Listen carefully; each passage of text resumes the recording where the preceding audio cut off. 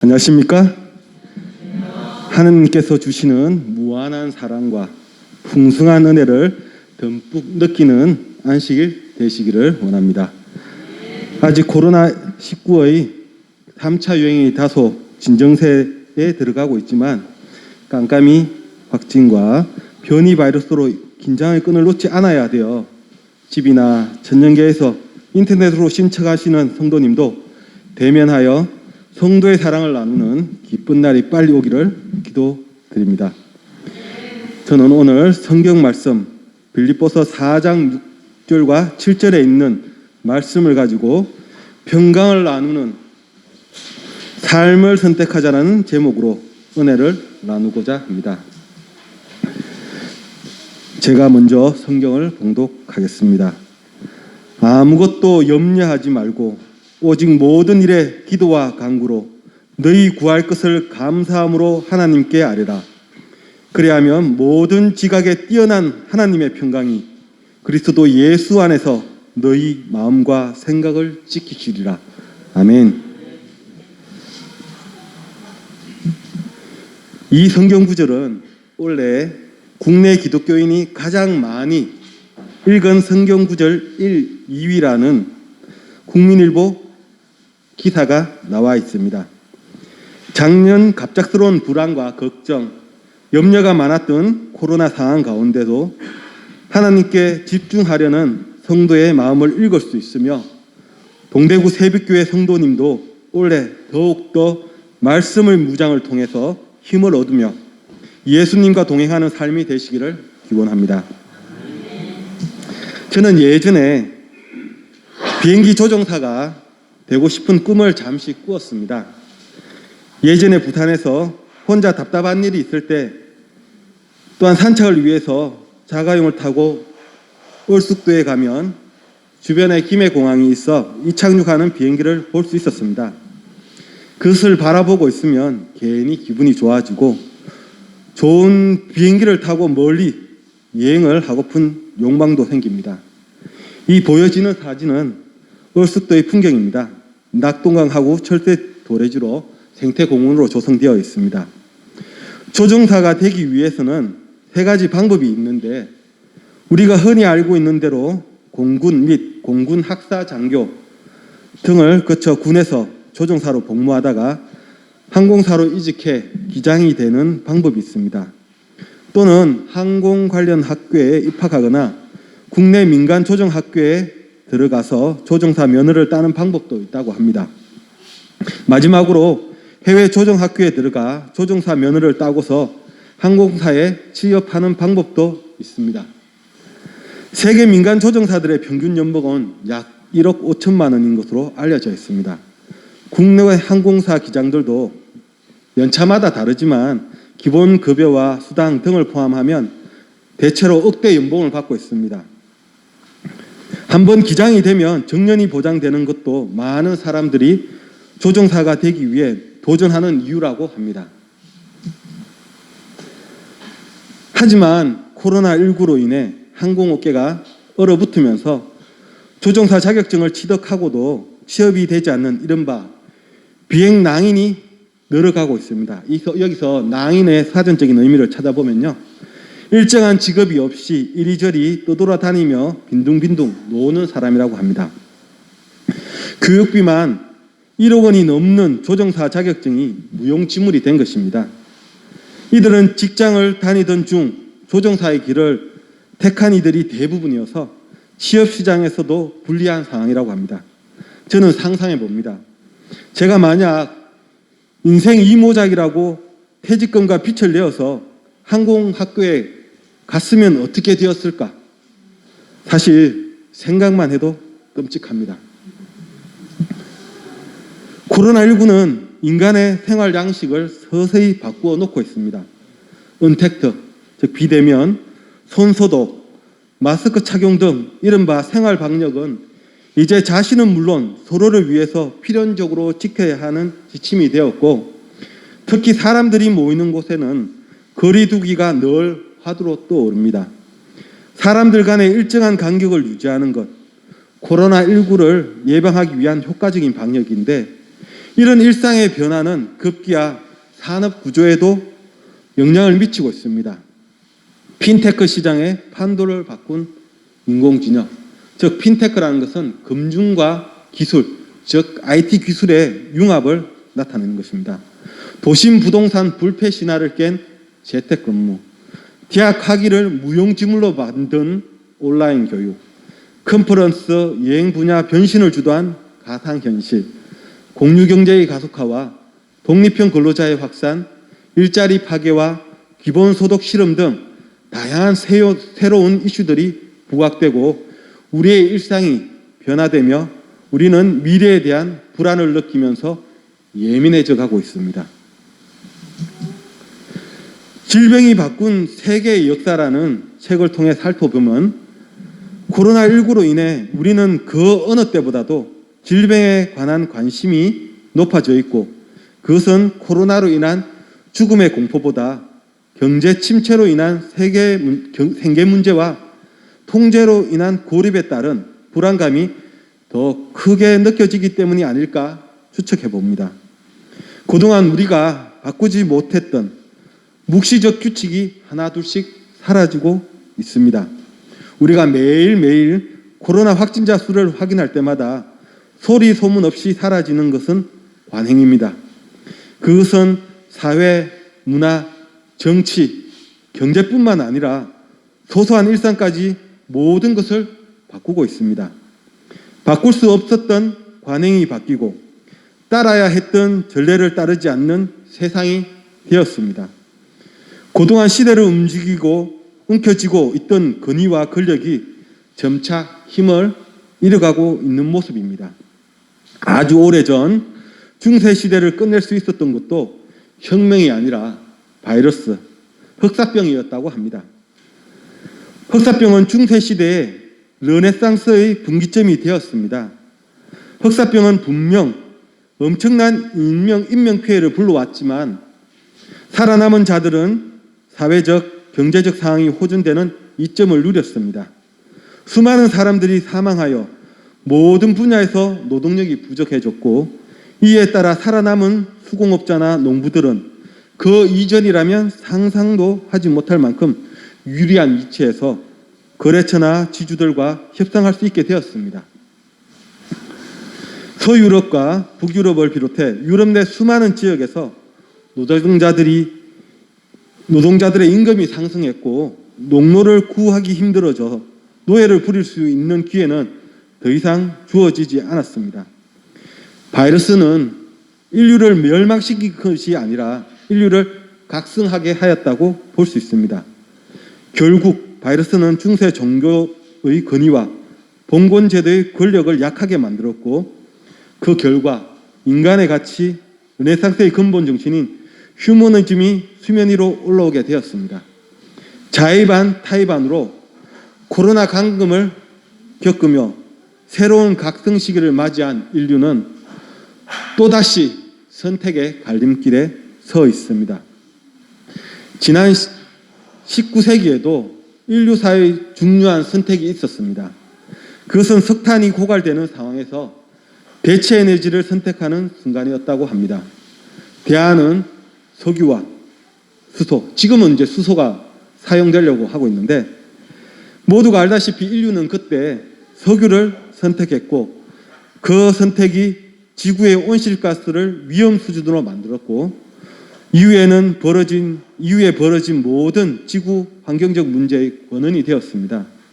지금도 지구 온난화, 에너지 고갈, 기후 변화, 난민 문제, 금융위기, 고령화, 부동산 대책 등 수많은 문제가 난립한 상황에서 지금 우리는 코로나를 맞이하고 있습니다. 퇴직 후의 삶 또는 이전과 다른 삶, 세컨드 라이프도 마찬가지입니다. 어쩌면 우리는 지금 이전과 다른 삶, 세컨드 라이프에 들어섰는지도 모르겠습니다. 우리는 예전과 다르게 비즈니스를 하고 있고 또한 예전과 다르게 지금 공부를 하고 있으며 또한 예전과 다르게 일상 체험을 하고 있습니다.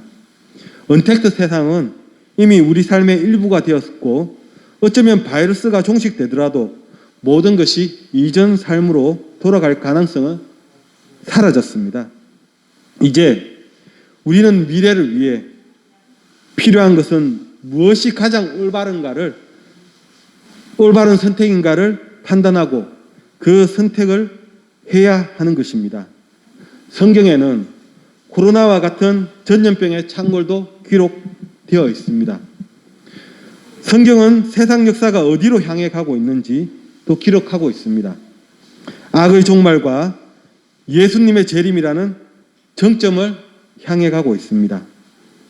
하나님은 다니엘에게 세상 끝에 관한 예언을 주시면서 다니엘아, 마지막 때까지 이 말을 간수하고 이 글을 봉함하라. 많은 사람들이 빨리 왕래하며 지식이 더하리라. 다니엘서 12장 7절에 말씀하셨습니다. 다니엘서에는 세상 마지막 때의 사건들이 요한계시록과 연결하여 이해할 수 있도록 자세히 기록되어 있습니다. 세계사책과 다니엘서와 요한계시록을 함께 펼쳐서 공부하면 성경에 미리 기록된 세상 역사를 세계사책에서 확인할 수 있습니다. 마지막 때에는 사람들이 빨리 왕래하며 분주하고 지식이 더할 것이라고 했습니다. 여러분, 지금 얼마나 분주합니까? 새로운 지식들이 쫓아갈 수도 없죠. 지금은 마지막 때이기 때문입니다. 그러나 반면에 증가하는 지식들이 있습니다. 주의 은혜를 많이 받은 사람들이 빛 가운데 행하면 그리스도에 관한 지식과 그와 관련이 있는 예언적인 지식이 이 지구 역사의 끝이 가까움에 따라 크게 증가할 것이다 라고 현지세는 얘기하고 있습니다. 무엇보다도 그리스도에 관한 지식과 예언적인 지식을 소유하는 자가 되도록 인도하여 세상 지식을 올바로 사용하는 방법을 제시하고 인생길을 잃지 않게 하기 때문입니다. 그러면 성경 본문으로 돌아가겠습니다. 빌립보서 6절에서 우리가 성경 해석에서 보면 신앙심이 없는, 즉 6절의 말씀 다시 한번 제가 읽어드리면 아무것도 염려하지 말고 오직 모든 일에 기도와 간구로 너희 구할 것을 감사함으로 하나님께 아뢰라.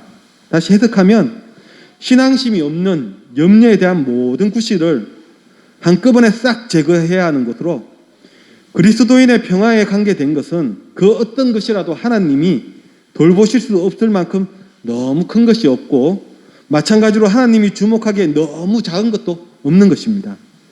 하나님은 우리에게 필요한 것이 무엇인지 알고 계십니다. 우리에게 유익이 되는 모든 것을 우리에게 주시기를 원하십니다. 그렇다면 왜 하나님께 내려놓을 수도 없는 근심에 짓눌려 있어야 될까요, 우리가?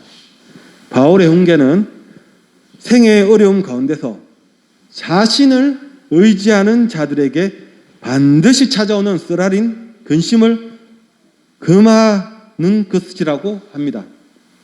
단순한 경솔함과 부지함 가운데 이 근심에 빠질 수도 있고, 혹은 저희가 너희를 권고하시기 때문에 염려를 다 주께 맡겨 버림으로써 그 근심을 초월할 수도 있습니다. 주의 오심이 가까이 이르렀다는 생각은 세상의 근심에서 우리를 자유롭게 해주고 다른 사람과 관계에서 관용하도록 우리를 도울 것입니다. 그리스도인이 이 생의 문제로 근심하지 않아도 되는지를 보여주는 것으로 기도를 통해서 바울은 그의 모든 필요를 하나님과 의논할 수 있는 것입니다. 여기에서 기도는 가장 강의적인 의미에서 사용되는 기도에 대한 일반적인 용어로 보이고, 간구는 우리가 어떤 특정한 목적이나 필요를 위해 드리는 기도를 가리키는 것이라고 합니다. 하나님은 우리가 구하기 전에 우리의 필요를 알고 계시는데 우리가 단지 하나님에게 우리의 필요에 대해 알리기 위해서만 우리의 요구를 가져오지는 않고 믿음으로 드리는 기도에 대한 응답으로 우리에게 주시는 것이 하나님의 계획을 알고 하나님이 오늘날에도 살아 계심을 경험하게 하는 것입니다. 즉, 다시 제가 읽어드리면 믿음으로 드리는 기도에 대한 응답으로 우리에게 주시는 것이 하나님의 계획을 알고 하나님이 오늘날에도 살아 계심을 경험하게 하는 것이라고 합니다. 감사함은 기도에 필수적으로 수반되며 우리가 헌신하는데 결코 없어서는 안 됩니다. 그것은 우리에게 과거의 은혜를 상기하도록 도와주며 더욱 많은 복을 받도록 준비시켜 줍니다. 바울 자신이 지속적인 감사에 대한 모범을 보였습니다. 저는 그런데 오늘 이 감사함을 다시 바꾸어 생각하면 찬미함이라고 할 수 있을 것 같습니다. 여러분, 찬미는 언제 부릅니까? 여러분 가운데 고민이 있고 또한 마음에 근심이 쌓였을 때 우리 말씀이 보여집니까? 또한 기도가 나옵니까? 안 나오시지 않습니까? 하지만 여러분이 먼저 무엇을 해야 될까요? 찬양, 찬미를 해야 되는 것입니다. 찬미를 통해 마음을 진정시키고 마음을 묵상할 수 있도록 하며 그렇게 되면 우리의 기도가 나오는 것입니다. 우리가 사는 세상은 하나지만 사람들은 저마다 다른 삶을 살아가고 있고 사연도 다양한데 그 사연 중심에 매우 예민한 마음이 있다고 하면 대부분의 사람들이 동의한다는 것입니다. 즉 여러분 마음에 예민한 마음이 있다고 하면 다들 자기한테 예민한 것이 있다고 느껴질 거예요. 예민하다는 것은 영어로 sensitive인데 외부 자극에 민감하다는 뜻으로 2006년 에런 박사가 제시한 개념으로 외부 자극의 미묘한 차이를 인식하고 자극적인 환경에 쉽게 압도당하는 민감한 신경 시스템을 가지고 있는 사람을 의미한다고 합니다. 우리는 내 안에 서로 다른 역할을 하는 부분이 협력해서 예민성을 조절하는데 뇌의 한가운데 있는 변형계는 감정과 기억의 뇌라고 불리며 인간의 기억, 감정, 학습, 꿈, 집중, 희노애락의 표현에 관해서 내부적인 항상성을 유지하며 인간의 본능적인 욕구와 배고픔, 목마름, 약물에 대한 갈망 등의 기본적 욕구를 관장하고 조절합니다. 단기 기억을 담당하는 해마가 변형계 속에 있고 수면, 식욕, 성욕을 조절하는 시상하부가 여기에 속해 있다고 합니다. 이 변형계는 전두엽과 연결되어 있으며 변형계에서 만들어지는 인간의 본능적인 충동과 기억은 전두엽에서 대부분 억압된다고 합니다. 즉 여기에 보면 중간에 있는 변형계에서 우리의 본능을 담당하고 있어요. 우리가 배고프다든지 여러 가지 화난다든지 이런 것들을 다 관장하고 있는데 여기에 연결되어 있는 전두엽에 의해서 이 변형계, 우리가 욱 하는 것들이 눌러진다는 거예요. 인간이 동물과 다르게 충동을 억압하는 데 능한 이유는 전두엽의 발달 때문이라고 합니다. 전두엽은 언어 기능, 감정과 논리 사고의 판단을 내리는 곳으로 전 오늘 이 전두엽이 찬미에 의해서 우리 마음을 조절할 수 있음을 알려드리고 싶은 것입니다. 깊은 염려로 하나님을 만날 수 없을 때 찬미를 통해서 기도로 하나님을 만날 수 있다는 것입니다. 이렇게 되면 빌립보서 7장에 그리하면 모든 지각에 뛰어난 하나님의 평강이 그리스도 예수 안에서 너희 마음과 생각을 지키시리라. 성경 해석에서 보면 바울은 하나님의 평강은 우리가 할 수 있는 최고의 상상을 초월하는 것으로 최고로 칭송하고자 할 때 그리고 인간의 표현이 미치지 못하는 것을 표현하고자 할 때 최상급을 사용하는 바울의 습관을 일치하는 것으로 하나님께서 오는 평강 혹은 하나님이 베푸시는 평강이 기도로 가득 찬 생애를 사는 사람에게 주어 그칠 것이 분명하며, 우리가 어린아이와 같이 어린아이가 어떻습니까? 부모를 전적으로 신뢰하지 않습니까? 우리가 하나님을 신뢰하고 믿어 의심치 않는 사랑을 불러일으킨다고 합니다. 하나님의 평강이 우리들을 계속해서 그리스도와 연합하게 하여 우리의 감정과 생각을 근심으로부터 지키기 위해서 보초처럼 마음과 생각을 순찰하시며 보호하시다는 것입니다. 저는 오늘 설교 말씀에서 여러분들이 꼭 알고 가야 될 것이 있습니다. 즉, 인간은 이 코로나가 여러분들을 위협하고 있지만 여러분들은 지금 선택의 시간에 또 있는 것입니다. 여러분이 어떤 선택을 해야 될 것인지. 지금 세상은 마지막으로 향해 가는데 여러분들은 하나님을 선택하고 하나님의 말씀을 연구해야 될 것입니다. 그리고 또한 여러분, 평강을 주시는 하나님을 찬양해야 될 것입니다. 내가 마음에 지금 어떻습니까? 세상이 사람들이 서로 만나지 못하고 갇혀있는 상태에 있다 보고, 또한 경제가 어렵다고 하고, 이런 가운데 우리의 근심 가운데 우리는 기도를 할 수가 없습니다. 또한 말씀을 볼 수가 없습니다. 이때 우리는 어떻게 해야 됩니까? 하나님을 찬양함으로, 하나님의 말씀을 담음으로, 하나님에 대한 기도를 함으로써 하나님과 소통해야 됩니다. 그러면 어떤 경험을 우리가 느낄 수 있습니까?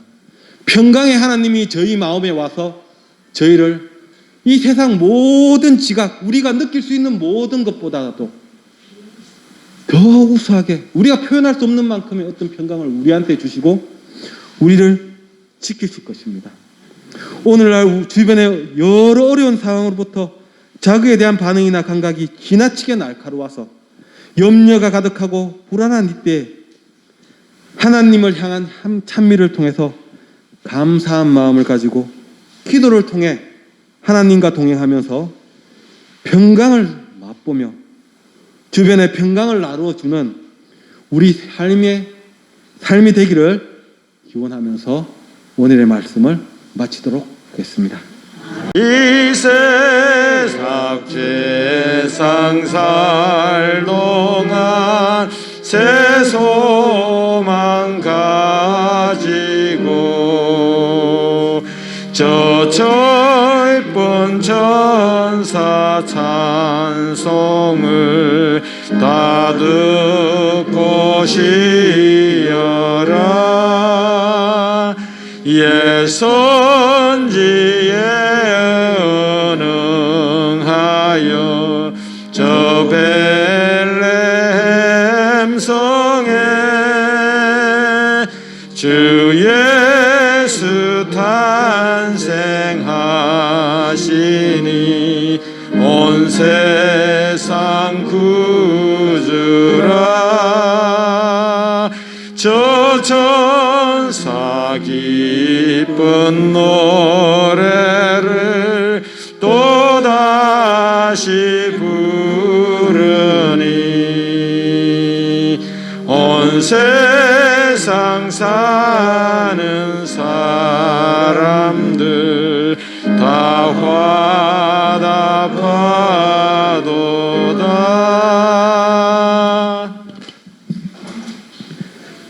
하늘에 계신 사랑이 많으신 하나님 아버지, 이 안식일날 저희를 불러주시옵고 또한 부족하지만 이 소자의 입을 통하여 주님의 말씀을 선포하게 하였으니 참으로 감사드리옵나이다.